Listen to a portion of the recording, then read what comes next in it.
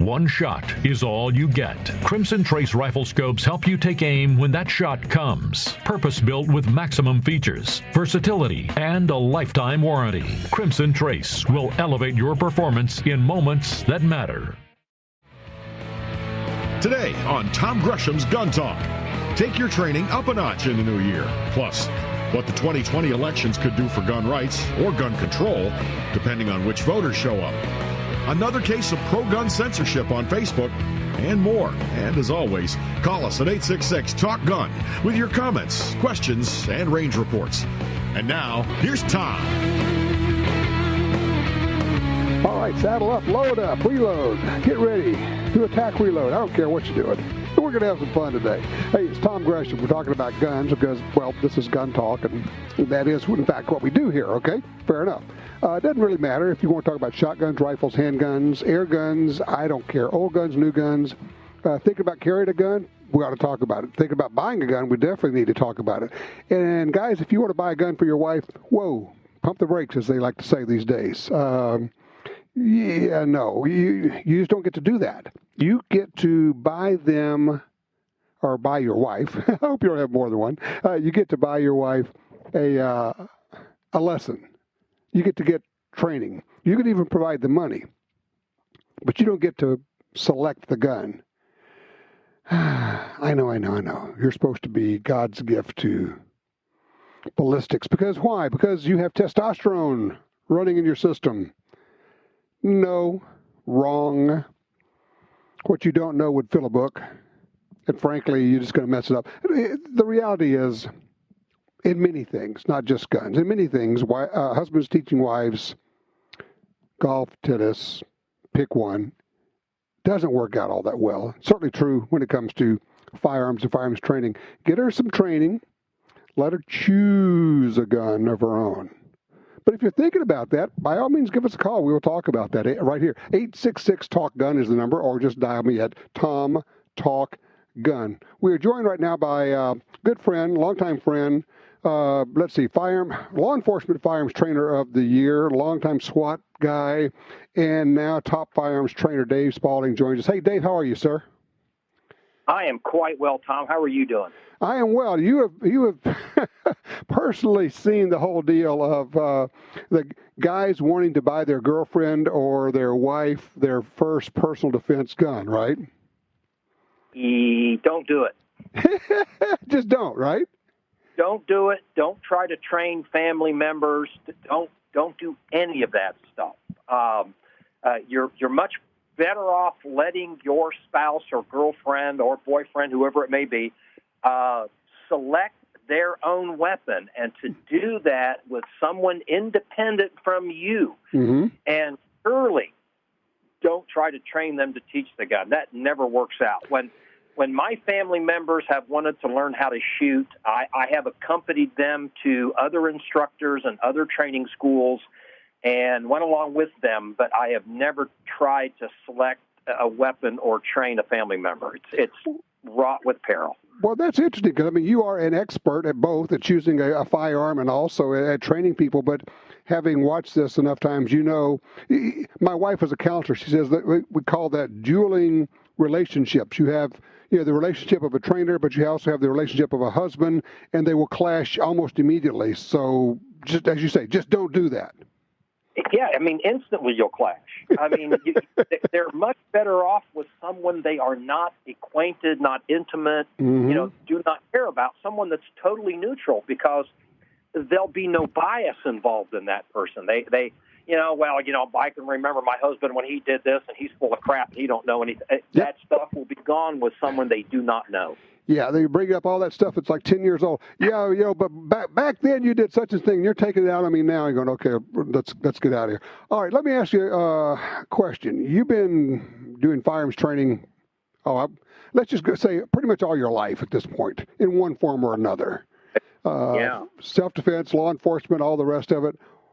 What, if any, changes are you seeing in clientele these days? Oh, more women.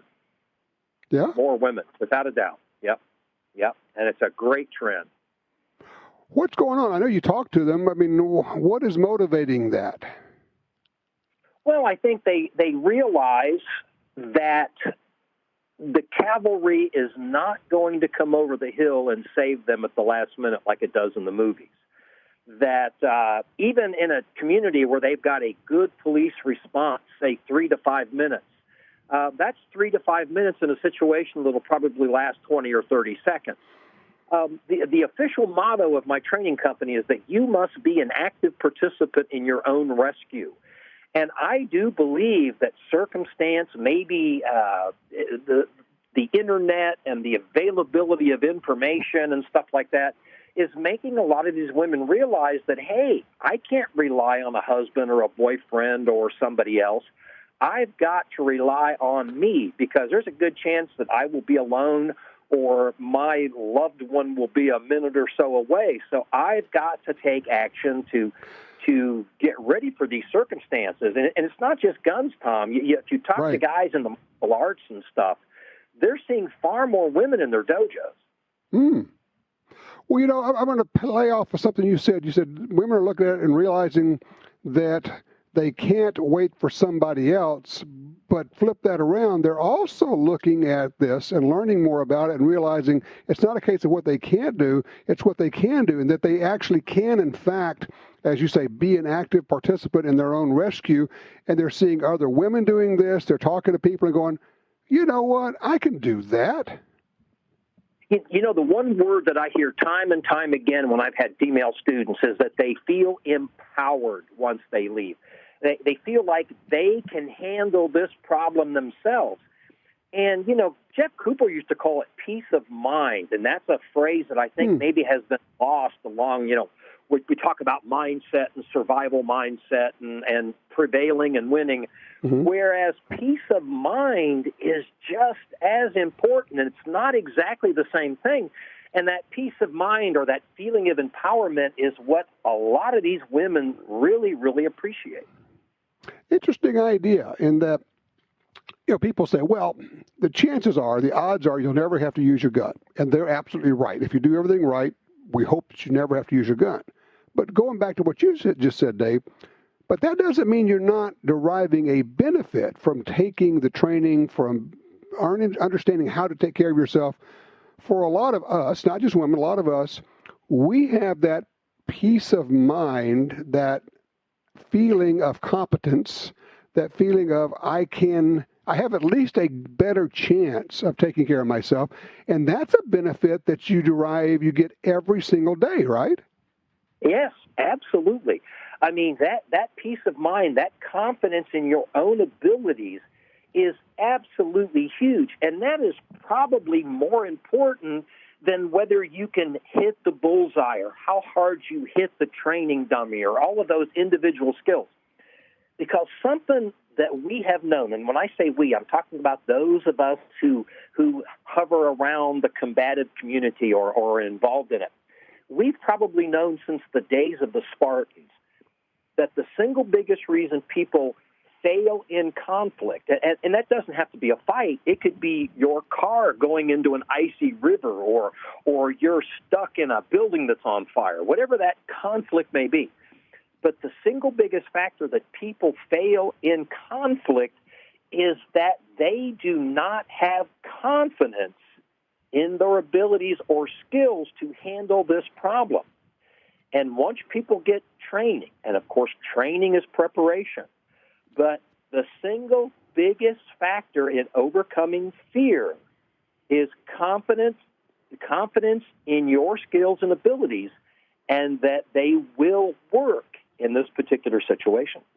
We're talking with Dave Spaulding. Check him out at handguncombatives.com, handguncombatives.com. Dave, hold on a second here. I'm going to come back. I want to talk a little bit about spinning this out, because it's become a lot easier these days to gain that confidence in terms of having better firearms, better ammunition, and certainly having training available almost everywhere in the country.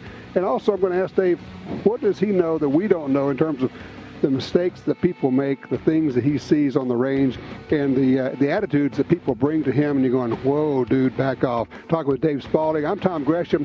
This is Gun Talk.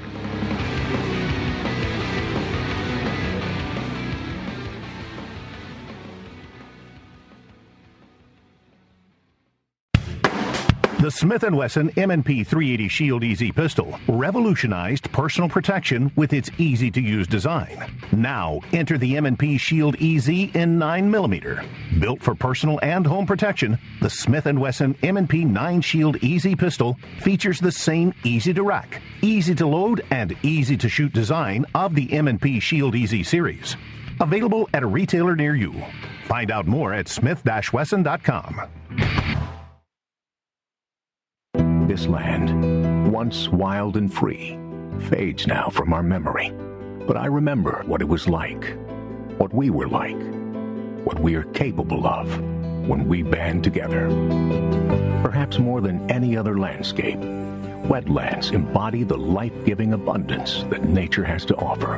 And perhaps more than any other organization, Ducks Unlimited is working to ensure that our continent's wetlands not only survive, but thrive for generations well beyond this one. These natural wonders are where waterfowl begin their cycle of life, where the deer and the antelope play, and where we, the people, gather together to see and share what makes the outdoors so great. The time is now to band together with organizations like Ducks Unlimited. The time is now to rescue our wetlands. You got your carry permit, and that's good. But you know you could use more training. Get the DVDs, which have what you need. Springfield Armory presents Concealed Carry 1 and Concealed Carry 2 with Bata Group. Learn specific concealed carry skills from Top Gun fighting trainers. Get trained. Be prepared. This really is life and death. ShopGunTalk.com. That's ShopGunTalk.com.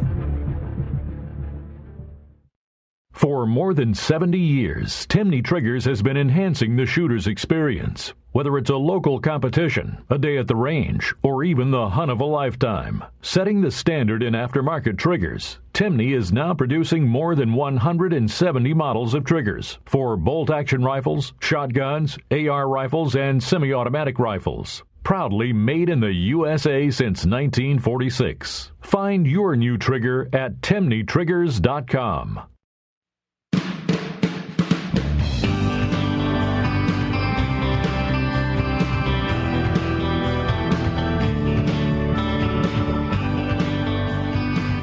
What are the mistakes that people make? What are the mistakes that people make when they go to take firearms training, self-defense training, all the rest of it? We're talking with Dave Spaulding. And Dave, one of the things that we've talked about, and I know that you are big on, is the idea that it's not as much, I mean, and you teach firearms training, but it's not as much about the gun as it is about learning how to fight. People don't know how to fight, right? That's right. I try to avoid the word defense or defend because in my mind, that's like losing slowly. I prefer the word combative, and that's the name of the company in a lot of my classes, because combative is defined by Mr. Webster as ready and willing to fight, and that's the end result of everything I teach. It just so happens I teach it with a handgun. Mm-hmm. I mean, the concept of whether I'm throwing a punch, stabbing a spear, slashing with a knife, or using a firearm is all in state of mind. It's how you adapt accordingly and apply the necessary skills and tools and various things to the problem. I mean, let's face it. We could be shooting at a person or we could be shooting at a tin can, and you could call both of them shooting. Mm-hmm. But that person trying to kill you requires an entirely different application of skills than shooting at that tin can because this person's trying to kill you back. Well, let me ask you something. One of the things that we have seen, and we're 6, 7, 8 years now into doing this first-person defender show where we're doing force-on-force training. We drop people into these scenarios. And a lot of people do well. I mean, they do as well as their experience and skill levels are. But some people, we have found, and it is puzzling to me, some people are simply unable to buy into the idea that somebody's actually trying to hurt them. Even though they know they're in a scenario, they have come to this thing to basically engage in some sort of combative, a fight, somebody's going to attack them, and something in their makeup makes it impossible for them to engage or to fight back. Have you seen that? And if so, what is that thing? Sure, it's a bias. I mean, a bias which is like a prejudice in favor of or against something that's potentially wrong. And in the case of many of these people, it's a normalcy bias. This is not my normal life. This level of violence, this person trying to do this to me is not normal, and they'll do whatever they can inside their mind to try to make whatever's going on around them normal.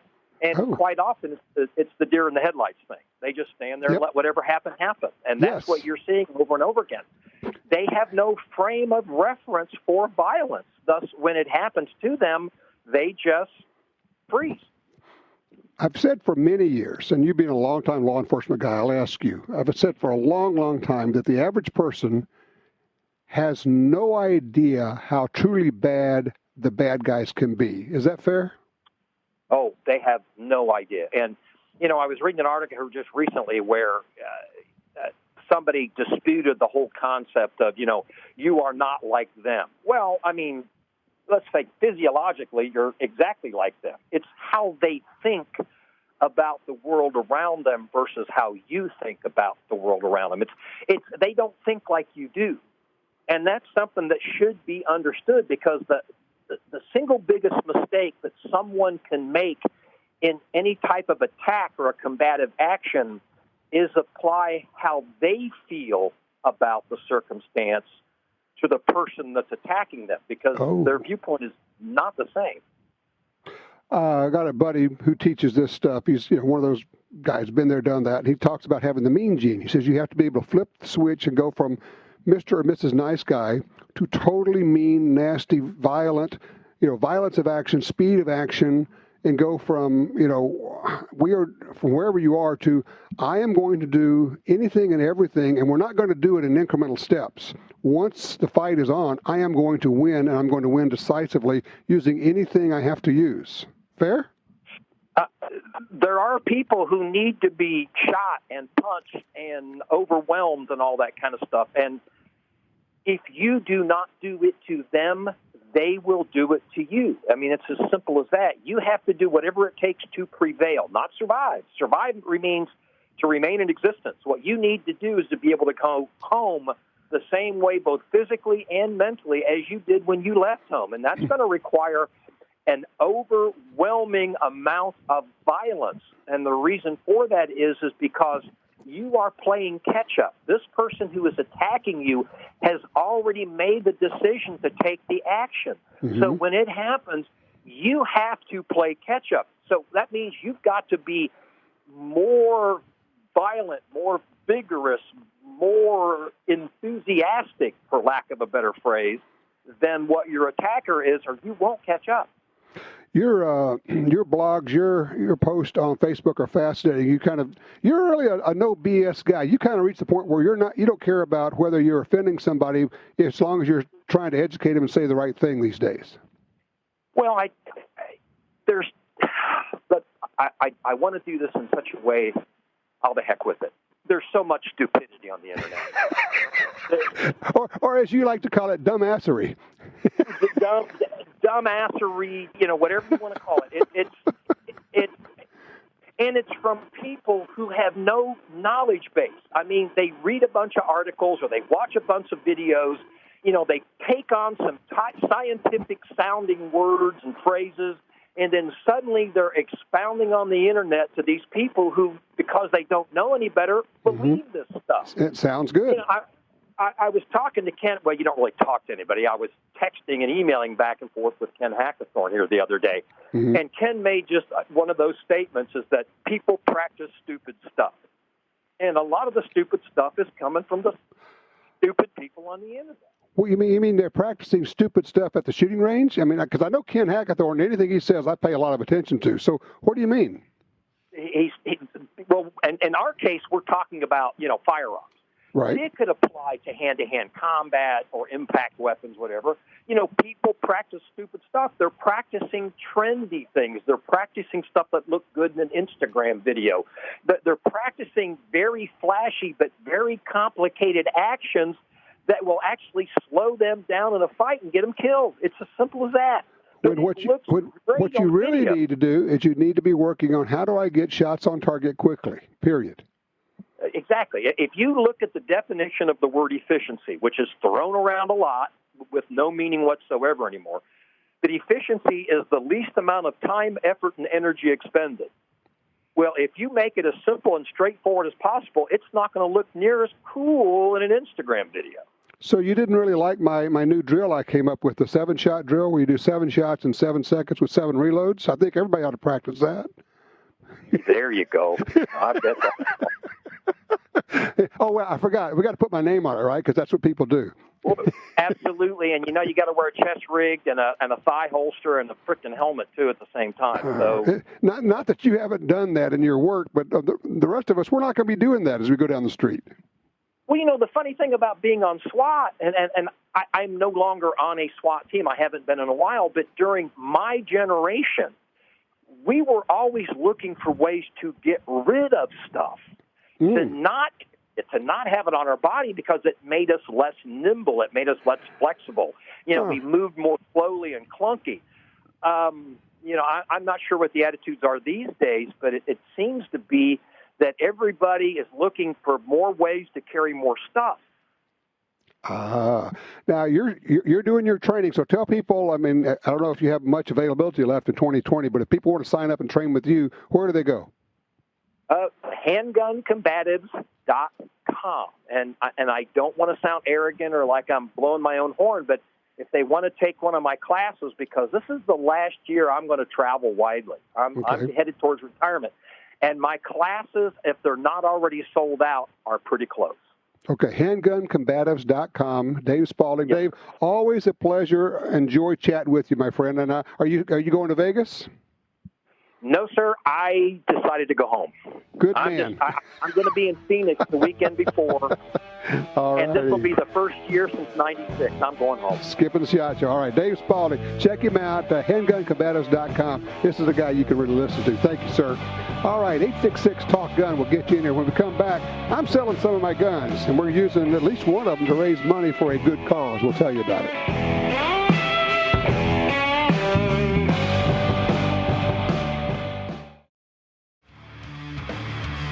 On Gun Talk, 1911 is more than a date, it's an icon. Now, here's Tom. And honestly, if you don't know what 1911 is, that's okay. Hang around. We'll help you out with that. As we say, it is definitely more than a date. For a lot of us, it is kind of a touchstone, if you will, an icon. That's for sure. Hey, by the way, I'm Tom Gresham. It's Gun Talk. We're going to be talking about guns for quite a while. In just a little bit, I want to bring you up to speed with what's going on in Virginia. Heading for a full-scale collision on gun rights there. Thousands and thousands and thousands and thousands of people will be showing up at gun rights rallies in the state capitol. They've been showing up at all of these meetings where we have, 120 entities now, cities and counties, who have declared themselves Second Amendment sanctuaries. That is, they say, we're not going to enforce your unconstitutional gun laws that it appears clear that the legislature is going to pass and the governor is going to sign. Probably some of this is going to be headed toward the Supreme Court. We'll see what happens. But we'll bring you up to speed on that because it's getting ugly, nasty, and weird, as you might expect. Part of that fight, of course, is done through national gun rights groups. State groups are important on all of this. But, of course, the national groups are as well, and try to fund those as best we can. Joining me right now to talk about one of the projects that we're doing with that is Johnny Dury from Dury's Guns. Hello, Johnny. How are you, sir? Hello, Tom. I'm doing very well. Just down at the ranch today. Are you really? Doing some deer hunting. Yes, sir. Well, I've been seeing some of the pictures, man. You got a hunting family there. Yeah, we do. We've killed some nice deer this year, and I've been very fortunate with it. That is terrific. I mean, we're talking about, the kids, the grandkids, everybody hunts.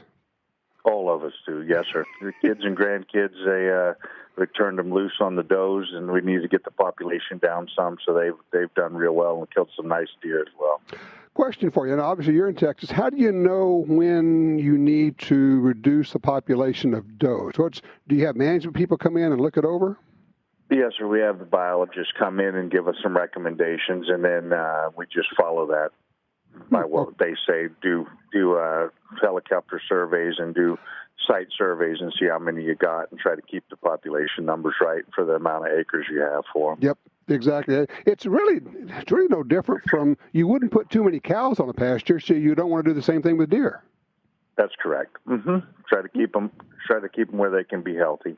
Okay, good deal.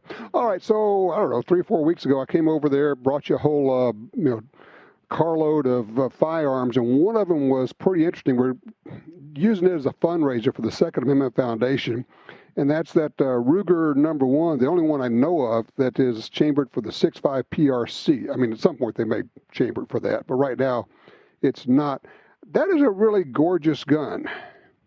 Oh, that was a beautiful gun. Got a smoking piece of wood on it. With it being one of a kind, it should do real well out there with the Ruger collectors. I was at Dallas Safari Club this past week, and there were people there that were talking about it. I talked to a couple of guys that are Ruger collectors, and they go, "We're watching that one. We want to see where that one goes." Oh yeah.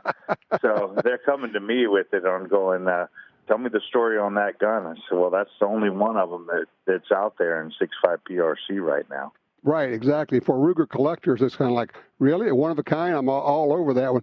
Now, to find these guns that we've listed, and we've listed these, some of these belong to my dad, Grits Gresham, and for those who may not know, Dad was a really well-known outdoor writer, gun writer. He was the shooting editor for Sports and Field magazine for 27 years and all. So some of these guns belong to him, and they're special. But you go to, well, I think the easiest way probably is to start with Dury's Guns, durysguns.com, and then you click on auctions.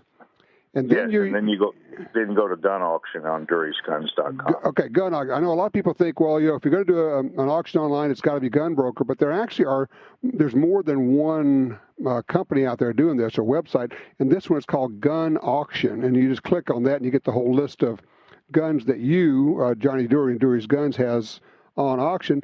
I got a question for you. As you looked at these guns that I brought over to you, and you have to do this with all the guns you get in, how do you decide which ones to put in the store and just put a price on versus those which you go to auction? Well, for us, it's different than what we do with your collection of it. With Grits's notoriety and stuff out there, it'd just be better to send it to the auction site and let everybody have a chance at it. Then the whole world has a chance at it, rather than it just in the store and the first guy walks in and he buys the gun, then the rest of his fans and his followers never got a chance at it. Yeah, so that's how we did it. That's how we did it with yours. But what we do with our regular ones is, there's guns that do better in other parts of the country than they do down in South Texas. Side-by-side 12-gauge don't sell well in South Texas, and they do up where grouse and pheasant and those are. So you try to figure out what's going to do better national and what's going to do better in the store with it. And then you go buy gun collections, and you get some with rust on them, or you get some that have a broken this or that on it. And then all of those guns we don't put on the floor with our lifetime guarantee, and then they go to the gun auctions. Okay, all right. And, I mean, if you had something like a Savage Model 99, that might be more of an Eastern gun. I don't know if that's a real popular gun in Texas. It's a very popular gun in Texas, but that one you need to go national on, because it'll bring more money in the national auctions than it will in the store. So some of the guns we do like that with. M1 carbines is a big one that you can have in the store, and they'll sit there, and the other way you do it, they'll sell in a week, and they'll be out of there, and they'll bring full market value on those. Okay. I should just mention that obviously a lot of people know I shoot from the left shoulder, so there are some left-handed rifles in here that are kind of special. We've got a Kenny Jarrett 300 Jarrett left-handed version. 2 or 3 are by left-handed rifles. But you got some right-handed guns here that are really interesting, Kenny Jarrett rifles. I was mentioning to somebody, actually it was on Twitter, I said, you've got a Kenny Jarrett built rifle for my dad in .338-06. And the guy says, oh, well, it's a Wildcat. And I said, no, actually, that's now a factory cartridge, because A-Square made that a factory cartridge a few years ago. Yeah, correct. There's some great guns in there. The other gun that we want to make sure that they see on there is Dakota Bollinger left-hand big game rifle that you have in there. That's about as pretty a gun as it'll be in that whole auction. I was just going to say, even if you're not interested in buying it, you got to go look at this gun, because it's beautiful. It's just an example of a firearm as a work of art. It's a Dakota Arm 76, built by John Bollinger. and it's 4.58 Win Mag, which is, going to be for somebody, but not for everybody. But just when you look at it, you just go, holy cow, I didn't even know they could make a gun that pretty. Yeah, it's spectacular. We're going to make sure everybody takes a look at that, as well as make sure they get a chance, even if they're not Ruger collectors, look at that that number 1 and 6.5 PRC and just see what a really pretty piece of wood is. And, hopefully we'll get that thing doing something for that Second Amendment Foundation. Right. We'll see if we can raise some money there because, of course, they're very much involved in a lot of these lawsuits, particularly the ones that are headed toward the Supreme Court, a constant battle. And there's some interesting, weird stuff here. The one that's got my attention, and you kind of predicted this, and I didn't know anything about it, was that old Winchester lever action. Oh, the 73 and 4440. Yeah. Yeah, that gun is really taken off in there. I looked at it this morning. I think it was over $2,000 now. That gun went up there in a hurry with it, and that's one of the guns you just go national with because there's so many parts of the country that doesn't have good gun stores, and people out there are looking for those. They travel all around to go find something like that, and here you can get one that's right out there and for the whole world to have. Yeah, absolutely. All right, Johnny, so they go to durysguns.com, click on auctions, and click on gun auction. They could find all these guns there, but see if we can make some money for the Second Amendment Foundation on this deal. Look, thank you very much. I appreciate you taking time out of your busy weekend because you're out there at the ranch doing some deer hunting with the family, and I know how important that is. They also can go to gun auction and just search by Gresham, and it'll come up in the search they don't have to go through Dury's Guns. They can just go to gun auction and click on Gresham Collection, and it'll be up there. Okay, gunauction.com. Johnny Dury, thank you so much. Always a pleasure. Thanks, Tom. Bye-bye. You take care. All right, open lines now. It's time for you and me. Think about selling a gun? Think about buying a gun? Or are you like me? You think, man, there's some guns out there I wish I hadn't sold. And probably after I do this, some of these will join that. What are the ones that you let go and you wish you hadn't? 866-TALK-GUN.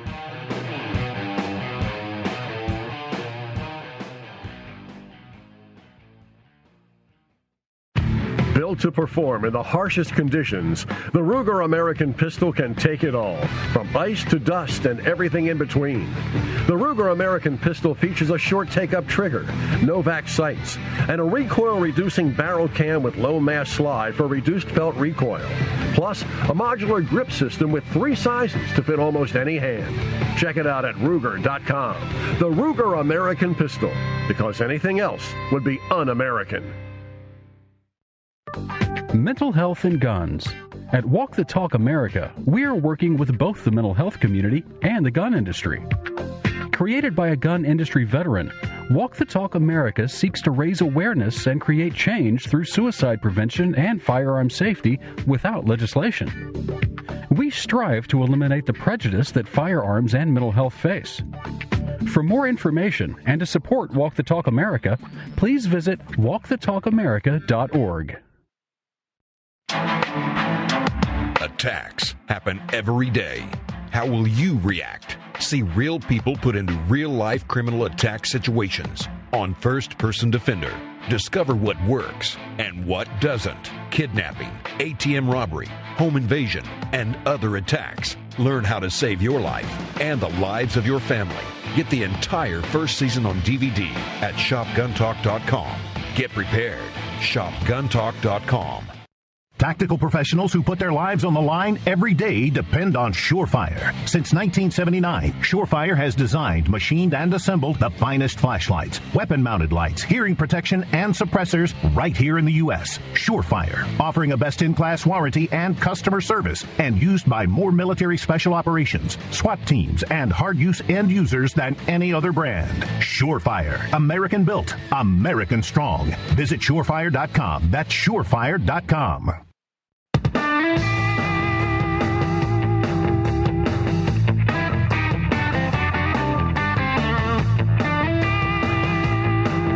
Back with you, 866-TALK-GUN, or call me at Tom Talk Gun. Looking for range reports as well. If you've been out doing a little shooting, like to know what you've been shooting. If you introduced somebody to shooting, or maybe you rediscovered an old gun. That's always fun. If you've been around guns a long time, like I have, you've got guns in the back of the safe or the back of the closet. haven't been shot for a long time. You pull it out, you go to the range, you go, hey, that thing's really fun to shoot. I don't know why I haven't shot that for a while. Just fun. I've been having a conversation about revolvers online on my Twitter. By the way, I am at Gun Talk on Twitter. Interesting thing. The comments you make, or you get rather, when you start talking about revolvers. And occasionally you'll get a younger person, always a guy. Women are too smart to do this. And he starts talking about, oh, you old guys. Revolvers are obsolete. There's no reason for them. No one needs. They're just old-fashioned. And it's interesting because I'm thinking about all of my friends who are veteran law enforcement people. All of them have revolvers. A lot of them carry revolvers, if not as their primary gun, at least as a backup gun, a secondary gun, backup gun, as their bug. It's just interesting when you run into somebody who is brand new to things and so absolutely sure that he knows everything. It's that old deal of, the older you get, the less sure you get about things because you realize there's an awful lot of things you haven't run into. I was talking earlier about what's going on in Virginia. And one of the questions I have is 2020 going to be the year when we, gun owners, finally get fed up enough to stand up, speak up, show up? In Virginia, they are fed up. Actually, they're frightened, as they should be. Gun owners sat around, didn't go to the polls in November. They lost control of the legislature. So now they have the Democrats in control of the legislature and the governor's mansion. And there's a whole bunch of gun control laws coming. They just passed a ban on guns in the state capitol, the first of many gun bans they plan to pass. But gun owners have been showing up at county after county, city after city, getting them to pass resolutions. They're non-binding. There's no real law involved. But declaring those entities, counties and cities, to be Second Amendment sanctuaries. That is, we will not enforce your unconstitutional laws. You can go ahead and pass red flag laws. We won't enforce them. You can go ahead and pass universal background checks. We will not enforce them. You can go ahead and pass a ban on semi-automatic firearms. We will not enforce them. Or the latest one, I know this is going to sound so weird, so counterintuitive, so bizarre, so outrageously extreme. It's hard to believe, actually. But one of the bills says it would ban indoor shooting ranges. For any private entity, you'd have to have, fewer than 50 employees, or you'd have to have 90% of your clientele would be law enforcement. This would be from the same people who say, well, we can't trust people to have guns because they're not trained. And at the same time saying, but we're going to ban the places that you can get training. One starts to believe that perhaps they're not actually serious about wanting to reduce crime, to reduce accidents, to have more people have firearms training, safety training. If they're trying to get rid of all the places where you go and get safety training for your firearms, what's that about? So in Virginia, I think it's going to be ground zero for an awful lot of people. There are people from all over the country going to be heading there on January 13th, January 20th. We've got two different rallies at the state capitol. A lot of things going on. Are you there? What are you hearing? Would you be willing to travel to appear at something like that? 866-TALK-GUN. Now's the time. Now the question is, are we ready? Are we finally going to do something?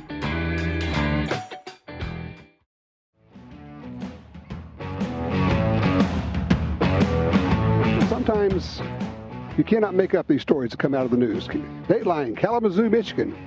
A man wearing only underwear carjacked a woman and assaulted the driver before police took him into custody in a party store parking lot.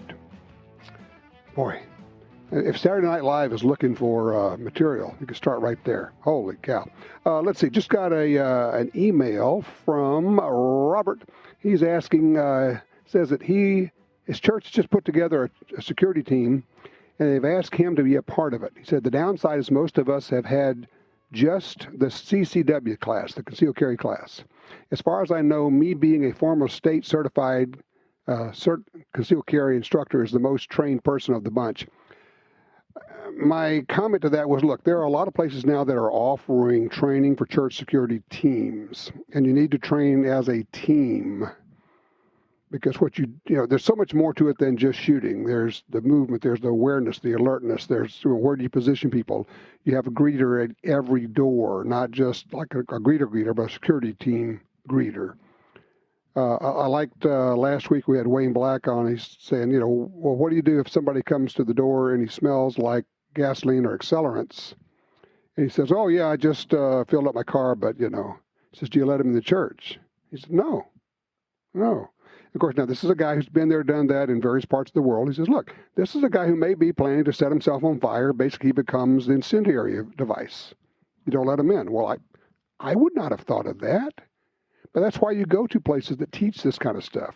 People who think about this stuff all the time. People who have been there, done that. So I would say that if you have a church security team or you're putting together one, getting training from a real, trainer or a school or an academy that teaches this stuff is vital. It will open your eyes to, oh, yeah, I never thought of that kind of thing. Also, switching back now, I mentioned, are we going to stand up? Are we going to show up? We just got the report, what we thought we knew from 2 years ago now, 2018, the March for Our Lives, that big rally in Washington, D.C., spontaneous, of course. People just showing up by the thousands, except that, no, not so much. Remember, Dan Zelenka, my friend, was there. He said, yeah, I saw these kids, these marchers, coming into stores, going in to get their lunches, and they all had a $10 bill stapled to a $5 bill, and somebody was handing them out, and they had their $15 to buy lunch. Thousands and tens of thousands of people being handed $15 each. Well, now it turns out that, just as we thought, these were not like individual donors. This was not grassroots. The whole thing was bankrolled almost entirely by large donations in excess of $100,000. The group that put this on reported $17,800,000 in contributions and grants in 2018. And 95%, check this out, 95% of the donations came from just 36 donations. 95%. Those donations varied between $100,000 and $3.5 million, $16,900,000, almost $17 million of the donations for this supposed grassroots effort came from just 36 donations. Once again, it is the billionaires coming in to take your guns away. They are the elitist. They think that they are smartest because they have money. And because they are the smartest, they are the most intellectually capable. They must tell you what you can eat, what you can drink, what you can own, where you can go, what you can do, what you can say. And they will spend millions and billions. Bloomberg has already spent $200 million in his bid for the candidacy. I told you early on, do not discount this guy. Everybody said, yeah, he won't be anything. He has the money. He may spend $1 billion. He's the real deal. There's every chance in the world he ends up becoming the candidate for the Democrats. And that would be bad, let me just tell you, because he is Mr. Gun Control, Mr. No ordinary person needs a gun for self-defense. Be right back.